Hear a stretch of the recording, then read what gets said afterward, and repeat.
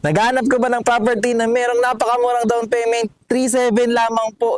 Tama po yung narinig nyo. Located pa ito sa Trece Martires, Cavite. Napakaganda ng location.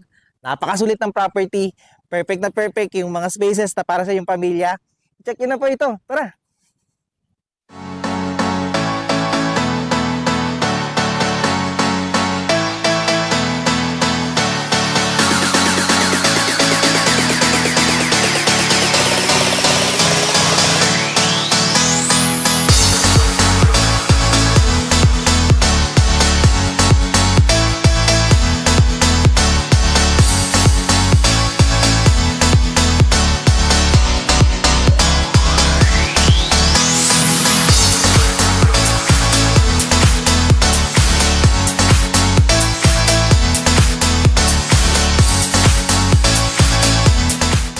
Good day mga ka-Roms, nandito po tayo ngayon sa Tansa. Nandito po kasi yung mga model unit natin na itatayo natin sa Barangay de Ocampo, Trece Martires, Cavite na meron pong mababang down payment. Nakikita nyo po yung mga unit na itatayo dyan. Sa likod ko, mga townhouses na merong floor area 58 square meter kaya napakasulit at napakalaki nito para sa iyong pamilya. Kasya po ang 3 bedroom dito. Pero bago pa natin i-feature para sa house tour po natin ito, first, please make sure to subscribe sa aming YouTube channel and i-click nyo na rin po yung notification bell. Whenever na mag-upload po kami ng panibagong mga YouTube house tours, mag-updated po kayo dito at kayo rin po yung mga unang makakakita. Kami rin po ay nasa Facebook at TikTok. So please click like and follow para maging updated po kayo sa aming mga postings. Again, ako po si Carlo Felices together with my team sa likod po ng camera. And welcome po kayo to another Your Homes House Tour. The name of the developer po ng project po natin na ito ay si Charles Builders. And so makikita nyo rin po sa kanilang record na napakasulit po nilang gumawa ng mga bahay. At the same time po, sold out po yung mga una nilang project.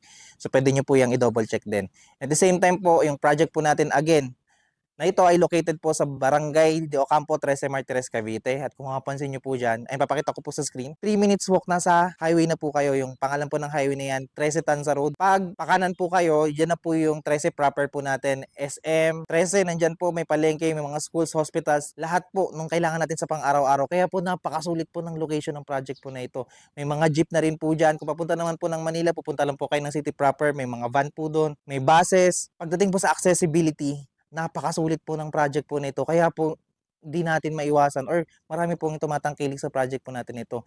Isa pang napaka-good news, ito po yung pinakamababa nating down payment na located dito po sa Cavite. Imagine, 3,700 pesos na monthly down payment. Magkakaroon ka ng property na kagaya po nito. Dahil po siya ay pre-selling, isa po ito sa kinoconsider ng mga tao. Kung hindi po kayo nagmamadaling lumipat at willing po kayong maghintay para sa property na gusto nyo, maganda pa yung location, perfect na perfect po itong project po nito. So ngayon, dito po kung mapansin nyo, ito po ang ating model unit.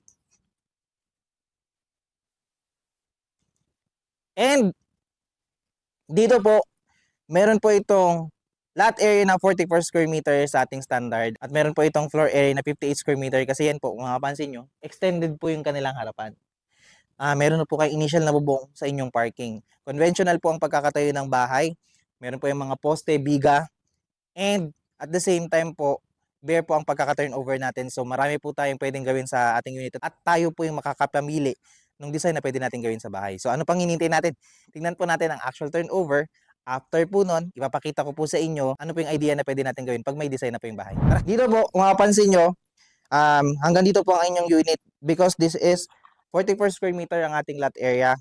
So pagdating po sa parking, wala tayong magiging problema kahit po ang sasakyan nyo po ay SUV, kasya naman po dito.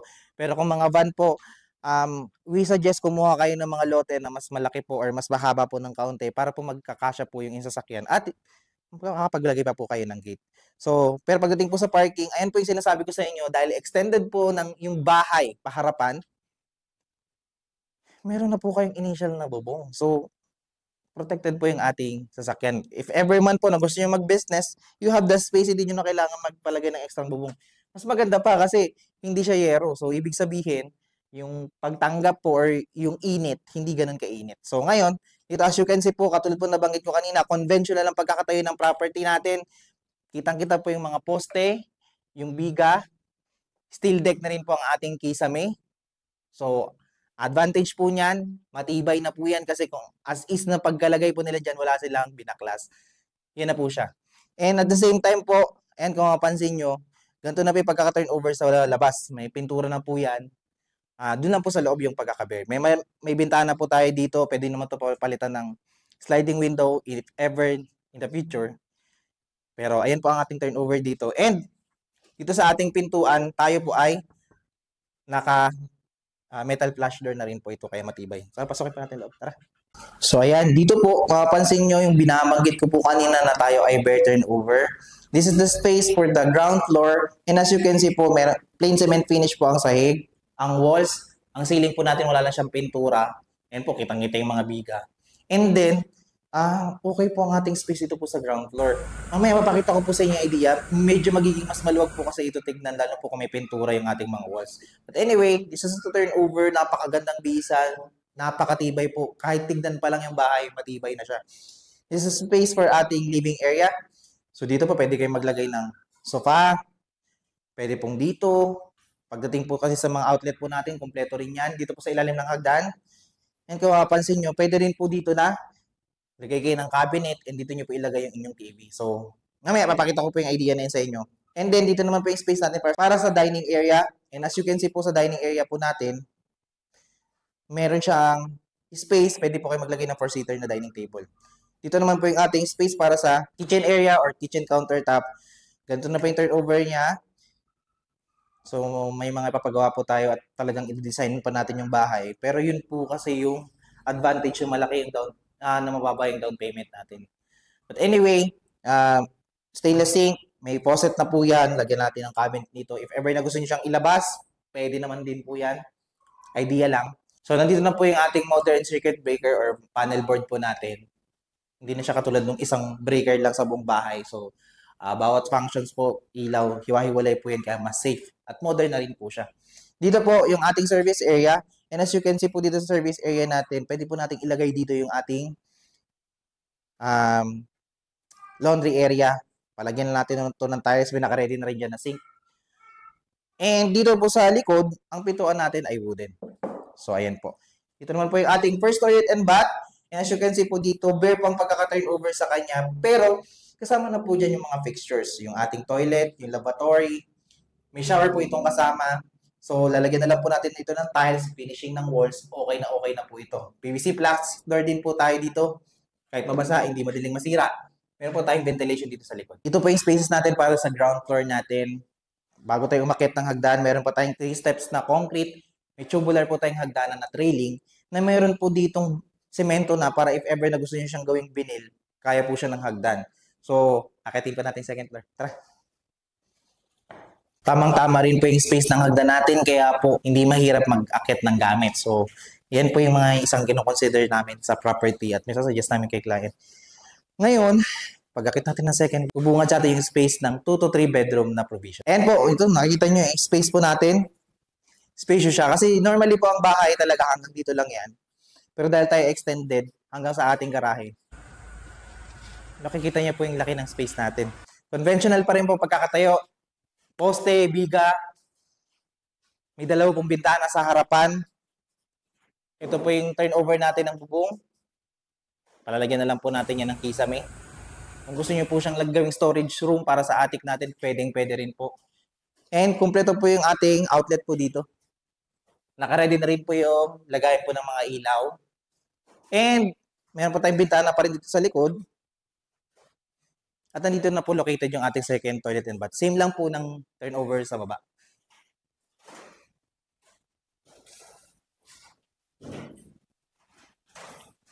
So yan po, nakita po natin yung actual turnover natin ng unit po na ito. Simpleng house tour lang po para ma-imagine nyo po habang nakikita nyo yung unit, ano na po yung pwede nyo gawin sa inyong unit. Pero susunod po natin titignan yung kanilang model unit na meron pong 2 bedroom at saka 3 bedroom para magkaroon lang po kayo ng idea. I will show you po yung ating model unit na meron pong 2 bedroom. So check po natin ito.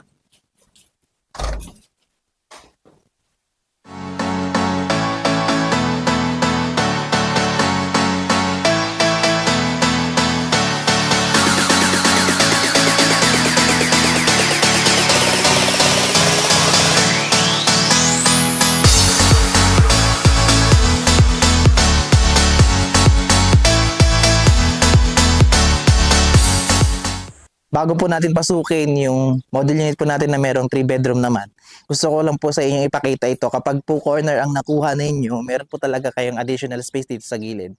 And at the same time po, meron silang extra bintana po. Sa mga inner unit po natin kasi, katabi na po nila yung bahay sa side na to, kaya wala pong bintana yan. Pero pag tayo po ay end unit or corner unit, meron po talaga tayong bintana dyan. So, ipakita ko naman po sa inyo kapag 3 bedroom yung ginawa nyo sa second floor. Tara!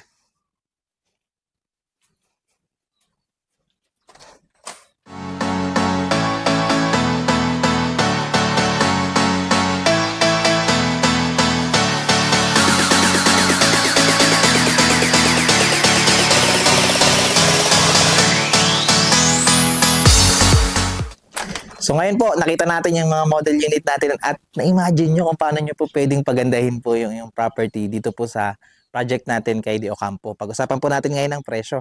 Banggit ko po kanina 3.7 lamang po ang monthly down payment po na ito. Ayan po, ipa-flash ko sa screen yung computation.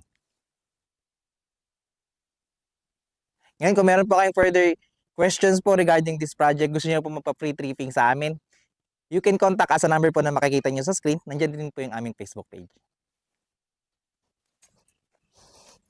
Kaya kung ikaw ay naghahanap ng property na for investment or hindi ka nagmamadali lumipat, meron pang mababang down payment. Imagine, 3,700 pesos na monthly down payment for 2 years. Perfect na perfect ito para sa'yo. Perfect din ang location dahil sa presyo lang ito.